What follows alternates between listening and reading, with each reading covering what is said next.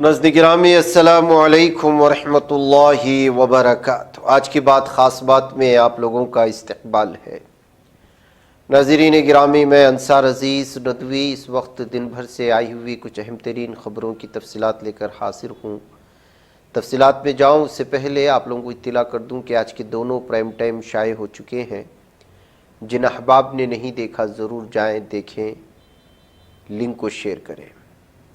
آئیے ناظرین گرامی، پہلی خبر کی جانب بڑھتے ہیں۔ اتر پردیش میں ایک بار پھر ضمنی الیکشن کی تیاریوں کا آغاز ہو چکا ہے۔ اسمبلی سیکریٹریٹ نے مئو کی گھوسی اسمبلی سیٹ کو سرکاری طور پر خالی قرار دے دیا ہے۔ نشست سماجوادی پارٹی کے رکن اسمبلی سدھاکر سنگھ کے انتقال کے بعد خالی ہوئی تھی، جس کے بعد اب یہاں ضمنی انتخاب کرایا جائے گا۔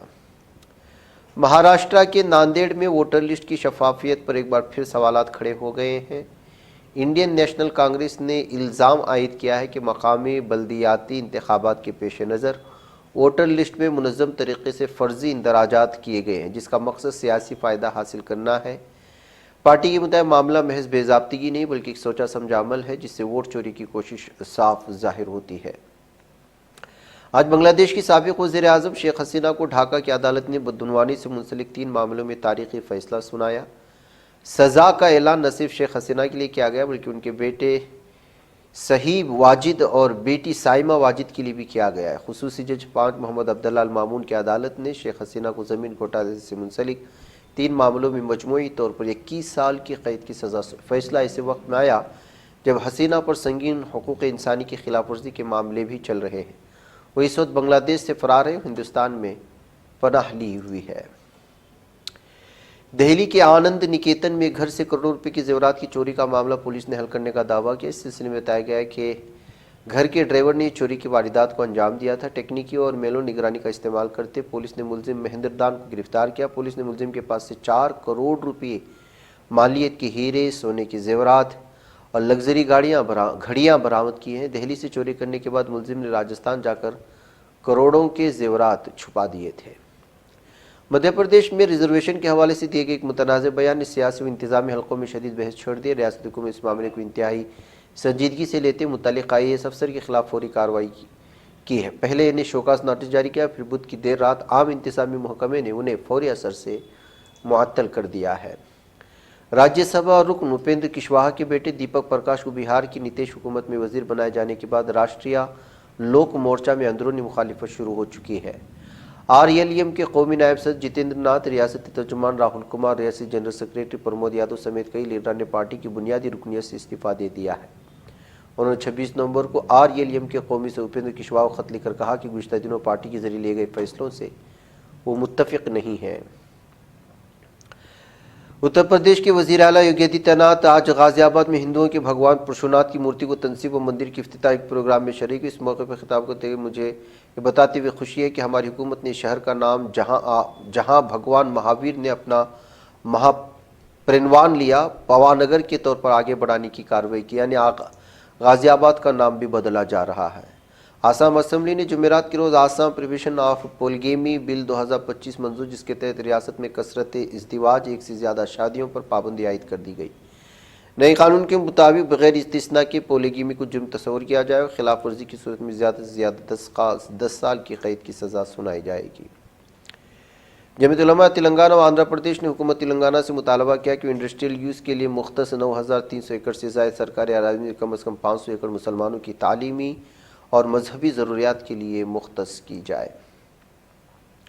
تلنگانہ کے نظام آباد ضلع کے آرمور میں میونسپل کمشنر یہ راجو ان کے خانگی ڈرائیور بھومیش کو CB نے رنگے ہاتھوں گرفتار۔ کمشنر نے نئی تعمیر شدہ عمارت کو ہاؤس نمبر الاٹ کرنے کے لیے شکایت کنندہ سے 20,000 روپے کے رشوت کا مطالبہ کیا تھا۔ اتر پردیش کے مراد آباد میں فوڈ سیفٹی محکمے نے دیسی انڈوں کے نام پر بڑے پیمانے پر ہو رہے ملاوٹ کا پردہ فاش کر دیا ہے۔ ٹیم میں تقریباً 4 سے 5 لاکھ جعلی دیسی انڈے ضبط کرتے ہوئے پورے گودام کو سیل کر دیا ہے۔ نظام آباد ضلع کے نوی پیٹ پولیس اسٹیشن کی حدود میں آلولا انتا عرف سونی نامی خاتون کے قتل میں ملوث ملزم پانڈو ساگر کو صرف 20 گھنٹوں کے اندر گرفتار کیا ہے۔ بعد نظام آباد ACP راجا وینکٹ ریڈی نے صحافتی کانفرنس کو مخاطب کرتے ہوئے انکشاف کیا ہے۔ چین کے جنوبی علاقے یونان میں جمعرات کی صبح دردناک ریل حادثے میں کم از کم 11 افراد جاں بحق ہو گئے۔ سبھی 11 مہلوک ریلوے ملازمین بتائے جا رہے ہیں۔ اس حادثے میں کچھ دیگر افراد سنگین طور پر زخمی بھی ہوئے، جنہیں علاج کے لیے اسپتال میں داخل کرایا گیا۔ حادثہ اس وقت پیش آیا جب ایک ٹرین ٹیسٹنگ کے مقصد سے پٹریوں پر دوڑ رہی تھی۔ دنیا کا سب سے بڑا مسلم ملک انڈونیشیا اس وقت قدرت کے قہر کا سامنا کر رہا ہے۔ لینڈ سلائڈ سے بے حال انڈونیشیا کے لوگ اب 2 زلزلوں سے خوف و دہشت میں ہیں۔ میڈیا رپورٹس کے مطابق انڈونیشیا میں ایک کے بعد دیگر زلزلے کے 2 بڑے جھٹکے محسوس کیے گئے۔ زلزلے کے دونوں ہی جھٹکے کا مرکز سماترا کے سمولوئی نامی چھوٹے سے جزیرے پر واقع سنابنگ شہر میں ہے۔ غازہ کے انسانی حقوق مرکز نے بتایا قابض اسرائیلی فوج نے 47 دنوں میں جنگ بندی کے بعد بھی دہشت گردی کی کارروائیوں کے دوران 350 فلسطینی شہریوں کو شہید کیا، جن میں 198 بچے، خواتین اور بزرگ شامل ہیں، جو شہداء کا 56.6% ہے۔